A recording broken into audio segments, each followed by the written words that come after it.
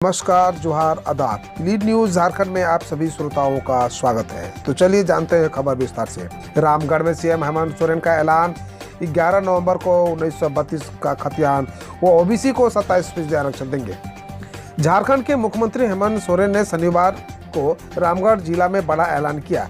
एक कार्यक्रम में मुख्यमंत्री ने कहा कि 11 नवंबर को उनकी सरकार राज्य के लोगों को 1932 का खतियान और अन्य पिछड़ा वर्ग को 27% आरक्षण की सौगात देगी। मुख्यमंत्री ने रामगढ़ जिला के रजरप्पा स्टेडियम में कई योजनाओं का ऑनलाइन शिलान्यास और उद्घाटन भी किया। हेमंत सोरेन सरकार के सरकार आपके द्वार कार्यक्रम पर रघुवर दास ने कसा तंज, कही बड़ी बात। झारखंड के पूर्व मुख्यमंत्री श्री दास ने कहा कि कई मेधावी बच्चे जिनका राज्य और राज्य के बाहर मेडिकल कॉलेज, पॉलिटेक्निक, सरकारी समेत अन्य संस्थानों की मेरिट लिस्ट के नाम आ गया, आवासीय प्रमाण पत्र नहीं बन पाने के कारण उनका नामांकन नहीं हो रहा है।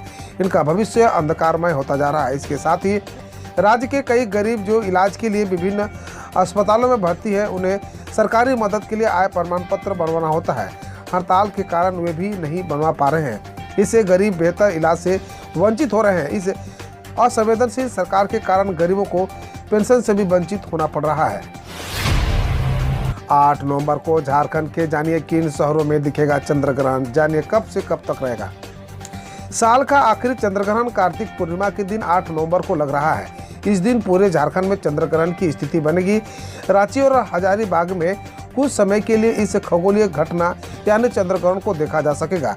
यह जानकारी पश्चिम बंगाल की राजधानी कोलकाता स्थित खगोल विज्ञान केंद्र ने दी है।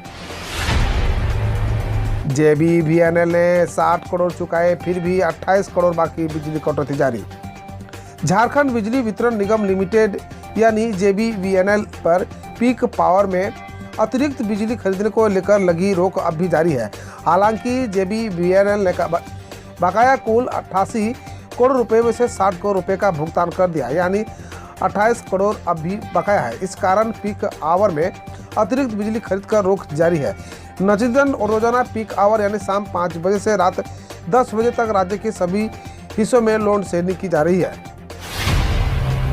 झारखंड और पश्चिम बंगाल के 1 दर्जन लोकेशन पर ईडी ने मारा छापा, कार्रवाई जारी। मनी लॉन्ड्रिंग के आरोपों में जेल में बंद व्यवसायी अमित अग्रवाल के यहाँ ईडी द्वारा छापेमारी किए जाने की सूचना है। बरियातू जमीन खरीद से जुड़े मामले में ईडी ने विष्णु अग्रवाल के यहाँ भी छापा मारा। ईडी के सूत्रों के हवाले से मिली जानकारी के मुताबिक झारखंड और पश्चिम बंगाल में ईडी के एक साथ बड़ी कार्रवाई हुई। बताया जा रहा है कि भारतीय सेना की जमीनों पर कब्जा करने वालों के खिलाफ यह कार्रवाई की जा रही है। शुक्रवार को अहले सुबह तकरीबन 1 दर्जन ठिकानों पर छापेमारी शुरू हुई। बरियातू जमीन घोटाले से जुड़ा मामला, ईडी ने बरियातू में जमीन की रजिस्ट्री करने वाले 2 सब रजिस्टर के यहाँ भी छापा मारा। बरियातू में आर्मी की 50 एकड़ जमीन को फर्जी दस्तावेज के सहारे हड़पने का प्रयास किया गया। ईडी ने आर्मी जमीन को कब्जा करके इस मामले में झारखंड के 8 और पश्चिम बंगाल के 4 ठिकानों पर छापेमारी शुरू की। कहा जा रहा है कि ईडी इस कार्रवाई से कई और अहम सुराग हाथ लग सकते हैं और भ्रष्टाचार के कुछ नए राज का पर्दाफाश हो सकता है। मुंबई के गोपाल कृष्ण गोखले ब्रिज की BMC ने घोषित किया असुरक्षित, 7 नवंबर से होगा बंद।